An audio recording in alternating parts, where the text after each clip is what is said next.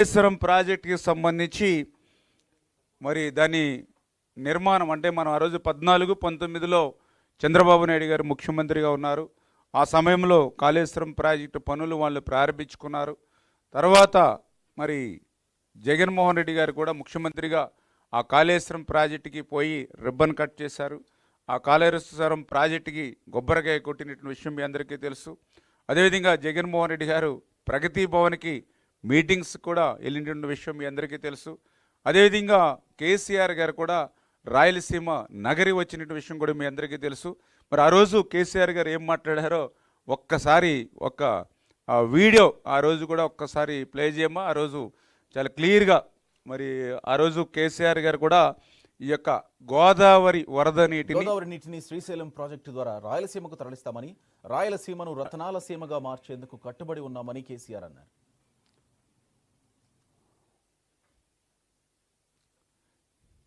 సీమ ప్రాంతానికి డెఫినెట్గా గోదావరి జలాలు రావాల్సిన అవసరం ఉంది. రాయలసీమ ప్రజల బాధలు నాకు తెలుసు కాబట్టి 100% మా యొక్క ఆశీస్సులు సంపూర్ణ సహకారం 100% ఉంటుంది. ఇప్పటికే నేను ముఖ్యమంత్రి గారు ఆంధ్రప్రదేశ్ మంత్రివర్గం చాలామంది వచ్చి చర్చలు కూడా జరిపాం. నీరు ఈరోజు మన కళ్ళ ముందు కనపడతాం. సుమారు 1000 టీఎంసీలు గోదావరి నుంచి పోయింది. ఆల్మోస్ట్ ఇప్పుడు 2 ప్రాజెక్టులు మనకు శ్రీశైలం సాగర్ ఫుల్లైపోయి సముద్రాన్ని నీళ్ళిపోయే పరిస్థితి వస్తాం. ఆ నీళ్ళు అట్లా వేస్ట్గా పోకుండా మన ప్రజలకు ఉపయోగపడాలని చెప్పి ఒక పాజిటివ్ నిర్ణయానికి వచ్చాం. రాయలసీమను రతనాల సీమగా మార్చడానికి దేవుడిచ్చిన సర్వశక్తులు పెడతామని చెప్పి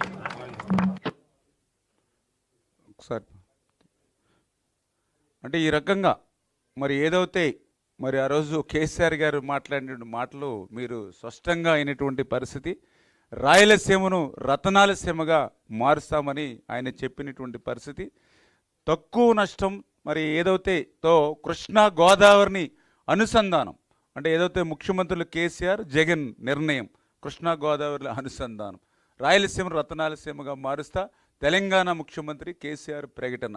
అంటే ఈ రకంగా ఏదైతే ఆ రోజు మరి స్పష్టంగా కేసీఆర్ గారు మరి ఈ చెప్పినటువంటి మాటలు ఏవైతే ఉన్నాయో మరి ఆ మాటల ప్రకారమే మరి ఈరోజు పనులు కూడా అంటే ఏదైతే ఆ రోజు కాళేశ్వరం ప్రారంభోత్సవ సమయంలో కానీ ప్రగతి భవన్లో సమావేశం జరిగినప్పుడు కానీ అదేవిధంగా ఈ యొక్క కేసీఆర్ గారు రాయలసీమ నగర్లకు వచ్చినటువంటి సమయంలో ఆయన మాట్లాడినటువంటి మాటలన్నీ కూడా స్పష్టంగా మనందరం కూడా ఉన్నటువంటి పరిస్థితి. ఆ సందర్భంగా ఇప్పుడే మీరు చూశారు వీడియోలో చాలా క్లియర్గా చెప్పారు ఆయన. ఏదైతే రాయలసీమ అనేది చాలా చాలా వెనకబడినటువంటి ప్రాంతము, రాయలసీమ అనేది చాలా దుర్భిక్షమైనటువంటి ప్రాంతము. అటువంటి రాయలసీమకు అటువంటి దుర్భిక్షమైనటువంటి పరిస్థితుల నుంచి కాపాడాలని అంటే గోదావరి వరద జలాలను ఈ ప్రాంతానికి తరలించడం ఒక్కటే ఈ సమస్యకు పరిష్కారం అని స్పష్టంగా ఆ రోజు మరి కేసీఆర్ గారు చెప్పినటువంటి పరిస్థితి. అదేవిధంగా రాయలసీమని రతనాల సీమగా మార్చాలనంటే గోదావరి వరద జలాలే శరణ్యమని ఇప్పుడే మీరు కూడా వీడియోలో విన్నటువంటి పరిస్థితి.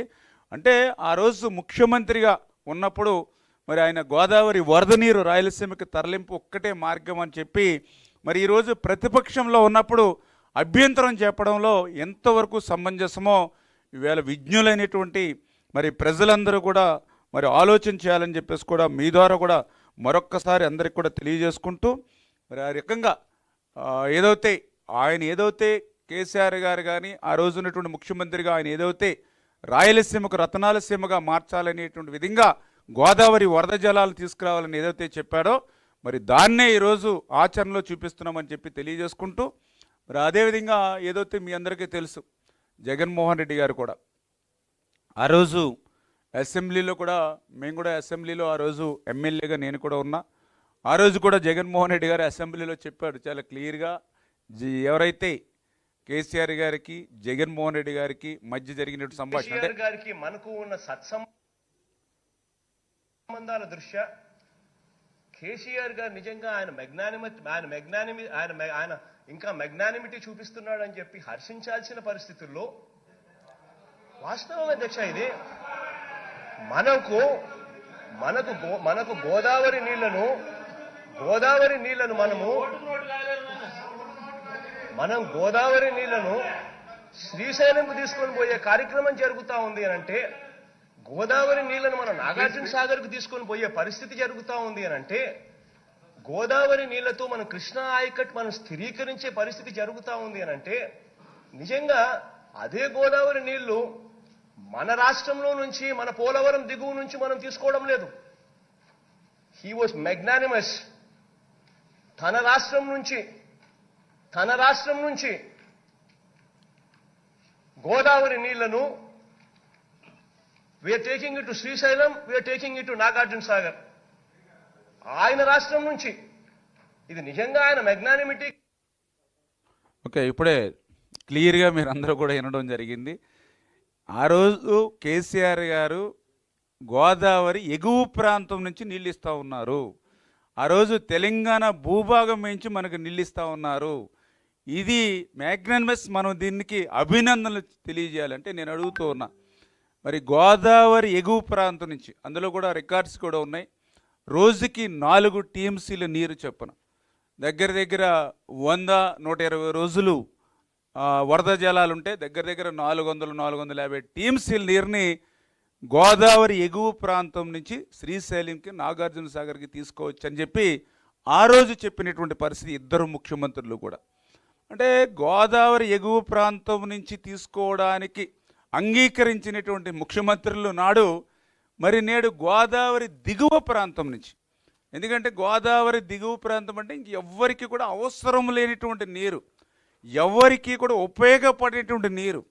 దిగువ ప్రాంతం అని అంటే సముద్రంలో కలిసిపోయేటువంటి నీరు, ఉప్పు నీటిలో కలిసిపోయేటువంటి నీరు తీసుకుంటే ఎందుకు ఈరోజు అభ్యంతరాలు వ్యక్తం చేస్తూ ఉన్నారు అంటే, అధికారంలో ఉన్నప్పుడు ఒక రకంగా మాట్లాడడం, ప్రతిపక్షంలో ఉన్నప్పుడు మరొక రకంగా మాట్లాడడం ఎంతవరకు సమంజసం అనే విషయాన్ని కూడా ఈవేళ ప్రజలందరూ కూడా ఆలోచన చేయవలసిన అవసరం ఉంది అనే విషయాన్ని కూడా మరి సందర్భంగా తెలియజేసుకుంటూ ఉన్నాం. ఎందుకంటే మీ అందరికీ తెలుసు, ఏదైతే మ్యాప్ కొంచెం పెద్ద ఏదైతే గోదావరి మరి ఏదైతే స్టార్ట్ అవుతూ ఉందో, మరి ఆ గోదావరికి సంబంధించి ఎగువ ప్రాంతం నుంచి మనం తీసుకుంటే ఇంకా ప్రాణహిత అంటే అక్కడి నుంచి కూడా వాటర్ ఇంకా ఆంధ్రాకి వచ్చేటువంటి పరిస్థితి ఉంటుంది. అదే మనం ఏదైతే పోలవరం నుంచి దిగువని తీసుకుంటే అసలు ఎవరికి కూడా నష్టం లేనిటువంటి పరిస్థితి. ఎందుకంటే మీ అందరికీ తెలుసు, ఇప్పుడు వాళ్ళు చెప్పింది ఏంటి, ఇప్పుడు ఏదైతే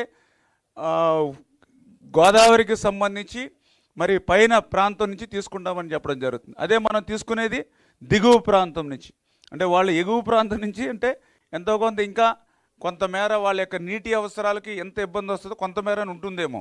కానీ దిగువ ప్రాంతం అంటే ఇక్కడ సముద్రంలో ఏదైతే ఇక గోదావరి రివర్ ఏదైతే ఉందో, ఈ గోదావరి రివరు మరి ఇట్లా ఏదైతే 3 పాయలుగా కలిసి ఇట్లా సముద్రంలో కలిసిపోతుంది, బే ఆఫ్ బెంగాల్. అంచేది ఇక్కడి నుంచి మనం వాటర్ తీసుకుంటూ ఉన్నాం. ఇక్కడ మనం వాటర్ తీసుకోకపోతే ఈ వాటర్ అంతా కూడా బంగాళాఖాతంలో పోతుంది. అదే వాళ్ళు చెప్పినటువంటి ఏదైతే ఉందో ఎగువ ప్రాంతం నుంచి, అంటే ఎగువ ప్రాంతం నుంచి వాటర్ తీసుకోవడం అని అంటే ఒక్కొక్కసారి వర్షాలు తక్కువగా ఉంటే ఈ ఏరియా కూడా డిఫిషియటీ రావచ్చు. ఇక్కడైతే అసలు డిఫిషియటీ